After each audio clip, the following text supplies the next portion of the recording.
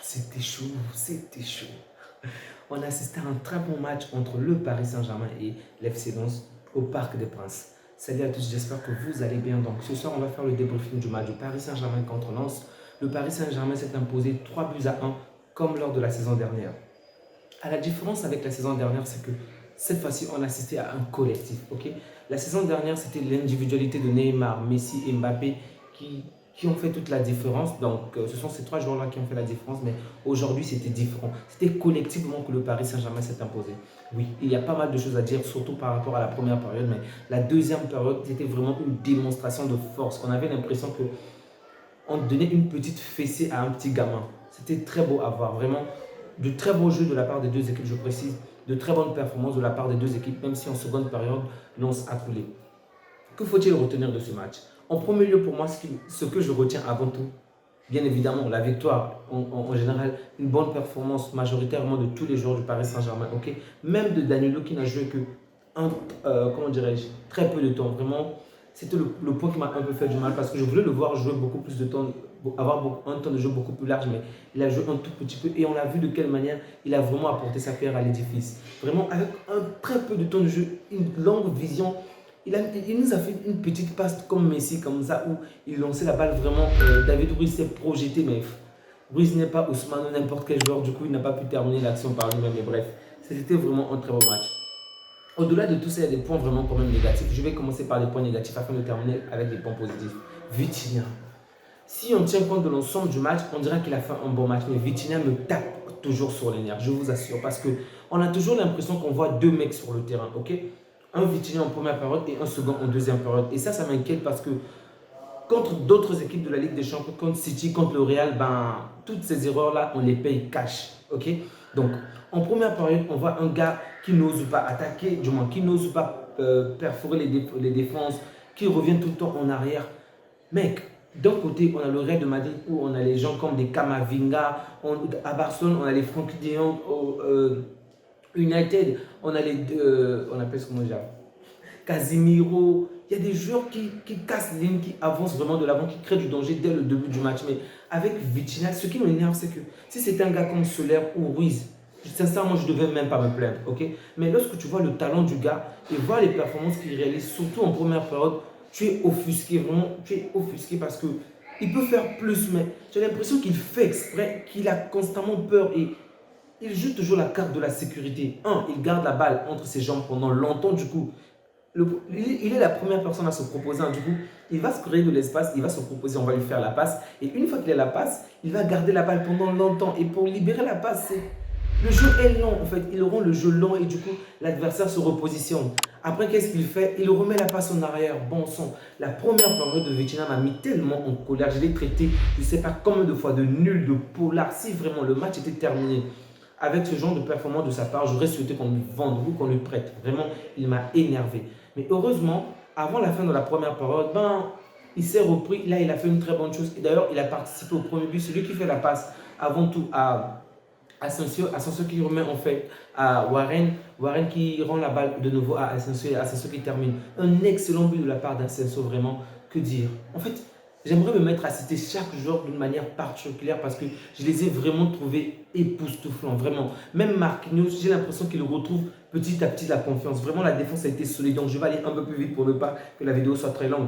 Hakimi, top performance. Même si je pense que dans les dernières lignes, il doit lui également s'améliorer. Vraiment, on voit Mendes faire mieux dans les dernières lignes. Il arrive à casser les lignes, il arrive à créer du danger, mais face à face avec le gardien ou dans la surface, il n'arrête de pêcher. Donc, il doit vraiment s'améliorer sur ce point. Mais dans l'ensemble, il a fait un bon match. Marquinhos également a fait un bon match. Que dire de Skriniar et Hernandez? Bon, Skriniar a quand même eu la malchance, c'est qu'à la fin du match, on tire contre lui dans les 2 dernières ou 3 dernières secondes. On tire contre lui et finalement, la balle lui touche aux fesses et ça va tout droit dans le camp, dans le filet et ça rentre du coup. Donnarumma qui faisait un match, on va dire, plutôt intéressant, celui-là a tout gâché, mais c'était la fin du match et il n'y avait vraiment pas de quoi s'inquiéter. Bon, ça peut arriver à n'importe qui, en compte son compte qui a quand même gâché, on va dire, d'une certaine manière sa performance, mais sinon il a fait un très bon match. Hernandez également, waouh!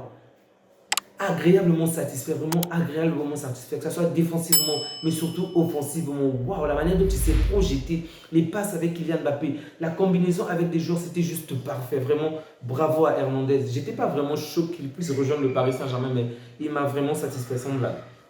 Je craignais beaucoup pour ses performances, excusez-moi, pour ses blessures, pas pour ses performances, mais pour ses blessures. Ça m'inquiétait énormément, mais bon, bref. Ugarte aussi, que dire? Manuel Ugarte, j'espère que je prononce bien son nom. Ugarte, ok. Manuel Ugarte. Vraiment, ce joueur-là est juste exceptionnel. Vraiment, il est exceptionnel. Depuis la période du mercato, depuis la période de préparation jusque-là, il n'arrête de m'impressionner. Il ne cesse de m'impressionner, vraiment. Lui aussi, il faisait partie de ces transferts-là. Je me disais qu'il devait rejoindre le groupe des Ruiz ou des Solaires, qui ne devait pas être impressionnant, mais je dois le dire, je le trouve vraiment exceptionnel. Et j'espère qu'il va faire la même performance jusqu'en fin de la saison, parce que c'est ce qui m'inquiète souvent avec certains joueurs, c'est qu'ils rejoignent le Paris Saint-Germain en début de la première partie de la saison, ils font de bonnes choses, mais après ils coulent. Et j'espère vraiment qu'avec Enrique, déjà avec Enrique, il est peu probable que ça se produise, mais j'espère qu'il va garder le même rythme, sinon que ça s'améliorerait vraiment. Il a vraiment été décisif. Il n'est vraiment pas égoïste, ok? Il presse constamment, il attaque constamment, il récupère tellement. Il récupère tellement de fois la balle sans pour autant commettre des fautes. Ah, ça doit être énervant pour les adversaires, je vous le dis. Il a récupéré à lui seul la balle au moins 6 fois à l'adversaire, ce qui n'est vraiment pas facile par rapport à son poste. Vraiment, il est énergique. Vitinha, dans l'ensemble, il a fait un bon match, même si la première période n'était pas top. Warren Zahir Emery, bon, j'aimerais parler de lui à la fin, mais on va passer d'abord à Ousmane Dembélé. Dembélé. Ce sont les mêmes soucis qu'on a vus au Barça qu'on voit encore aujourd'hui. Éliminer les défenseurs n'est pas un problème. Se projeter n'est pas un problème. Et même lorsqu'il joue, il fait des jeux faciles, genre une ou deux fois. Vraiment, j'ai aimé ce qu'il a fait aujourd'hui. Surtout en deuxième période, je répète. D'ailleurs, tous ont vraiment sublimé en deuxième période. Où, en fait, le jeu était devenu très fluide, ok? Une passe, deux passes, ça passe, en fait. Il n'y avait pas de temps de vraiment s'attarder avec des dribbles par-ci, par-là. C'était magnifique à voir, ok? Mais quel est le point négatif? En premier lieu, c'est pas qu'il panique, mais il n'a pas totalement le contrôle de la balle. Bon, on voit souvent ce problème-là avec des joueurs qui sont très rapides, mais il doit vraiment s'améliorer parce que Vinicius ne commet pas ce genre d'erreur, vraiment. Je ne vais pas dire jamais, mais c'est vraiment rare de voir Vinicius faire ce genre de faute, par exemple, où il perd la balle facilement. C'est vraiment rare de sa part. Tandis que Dembélé, ben, c'est assez répétitif. Un autre point, c'est dans la surface. Wow! Au Barça, on était déjà habitué avec Dembélé de ne pas le voir réaliser 15 buts ou 15 passes décisives au cours d'une année, mais là, j'ai l'impression qu'il va faire la même chose, le comeback de ce qu'il faisait déjà à Barcelone. Vraiment, il arrive à effacer, il arrive à se projeter, il se retrouve face à face avec le gardien et il ne parvient pas à faire la différence. Je ne comprends pas. Mec, le Paris Saint-Germain aurait pu être beaucoup plus décisif aujourd'hui si certains joueurs comme Kylian Mbappé et Ousmane Dembélé étaient plus dangereux encore devant la surface. Pour Kylian Mbappé encore, je pense que la marge est assez petite, ok? Ça veut dire qu'il réalise déjà de très bonnes choses. Il faudrait peut-être qu'il puisse dépasser un tout petit peu, un cap un tout petit peu. Mais pour Ousmane Dembélé, je pense que ce qu'il doit faire pour vraiment être encore au meilleur de sa forme par rapport à ce à quoi on s'attend, c'est vraiment plus immense par rapport à Mbappé. Donc, je vais passer avec Asensio. Bon, Asensio. Lui également en première période, il était pratiquement invisible, mais le but qu'il marque à la fin de la première période a tellement fait du mal à l'adversaire. C'est un peu comme le buzzer buteur. En fait, au basketball, lorsqu'on siffle par exemple la fin du match, mais que tant que la balle est en l'air, donc le jeu peut se continuer, et lorsque la balle entre au niveau du panier, donc le buzzer, vous savez de quelle manière ça fait du mal à l'adversaire juste avant la pause. Et donc c'est exactement ce qu'il a fait aujourd'hui. Alors qu'il restait, je crois, une minute ou quelques secondes avant la fin du match, il a claqué ce but. Et quel but! Vraiment une bonne combinaison avec Zahir Emery. Et là, il tire vraiment, je crois qu'il était sur la ligne de la surface, la première ligne. C'était tellement magnifique à voir, vraiment un excellent but, un excellent but. En deuxième période, il a été plus brillant, même s'il n'a pas marqué, il a quand même raté deux belles actions, mais vraiment, le but de la première période est tellement sublime, waouh. Et n'oublions pas que ce n'est pas son poste, ok?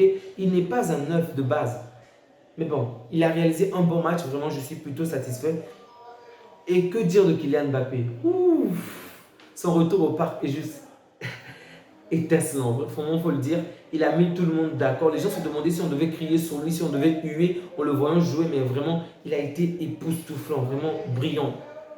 Combinaison, jeu de passe. Et même là, il n'a pas été égoïste. Il a même voulu créer, pousser les autres à marquer. C'était vraiment très beau à voir. Vraiment, c'était très beau à voir. Mais de la même manière que Ousmane Dembélé, je pense que lui aussi doit s'améliorer dans les dernières lignes. Il est déjà fort, je dois le dire, mais je pense qu'il peut être encore beaucoup plus fort. Ok. En première période, je crois qu'il a eu 2 actions en face de Samba, qu'il pouvait marquer. Et même en deuxième période, je crois, 1 ou 2 actions également. Donc, il aurait pu marquer 3, voire 4 buts aujourd'hui, mais bon, ça peut arriver, mais je pense qu'il peut toujours s'améliorer. Sincèrement, je pense qu'il doit s'améliorer. Je vais terminer par le joueur qui m'a le plus satisfait. Oh, Zahir Emery. Vraiment exceptionnel. Déjà l'année dernière, souvenez-vous, j'étais souvent en colère contre Galtier parce que Galtier mettait souvent Ruiz, mettait souvent Solaire, alors que le petit était largement meilleur que ces grands-là.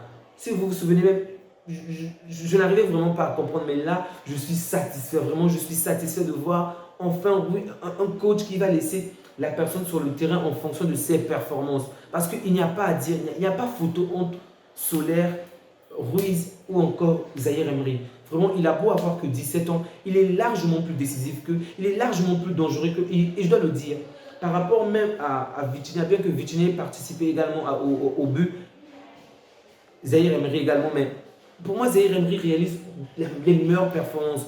Dès le début de la première période, on voit de quelle manière il est décisif, on voit de quelle manière il se projette. Il récupère les balles, il attaque, il presse, et il efface les joueurs, il crée du danger, il attaque vraiment. Ce n'est pas comme Vitinha pendant toute la première période n'arrêtait pas de nous faire des passes en arrière, c'est comme s'il avait sa grand-mère devant lui. Bref, il a vraiment été décisif, vraiment.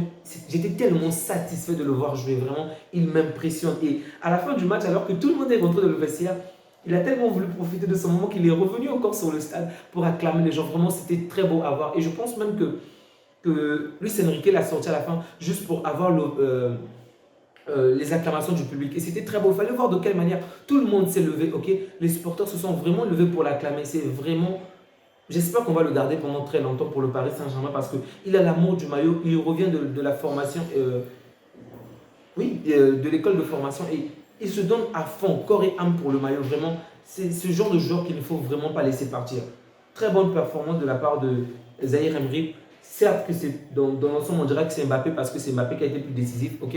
Mais pour moi, il est de loin l'homme du match parce que ce qu'il a réalisé est juste exceptionnel. Je n'oublie pas également les performances, bien évidemment, de Donnarumma qui a fait un bon match malgré le but qu'on nous marque en dernière minute. Vraiment, très bonne chose.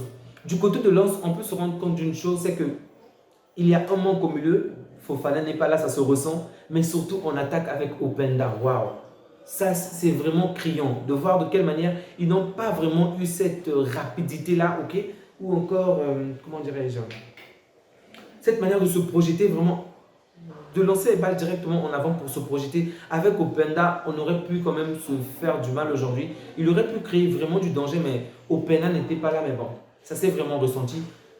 Lorsqu'ils ont fait rentrer Ali, on a ressenti quelque chose, mais ce n'est pas vraiment la même chose. Bon, il faut peut-être plus de temps pour s'adapter, mais vraiment, c'est vraiment criant. J'espère que cette équipe va rapidement se réveiller parce que c'est la seconde équipe française qui va participer en Ligue des Champions. Donc, il faudrait déjà que son milieu, il faudrait déjà que son niveau puisse se rehausser parce que jouer de cette manière-là contre City, contre le Bayern, je pense qu'il y aura beaucoup plus de buts. Contre le Real de Madrid, le score aurait été peut-être même plus important que 3 buts à 1.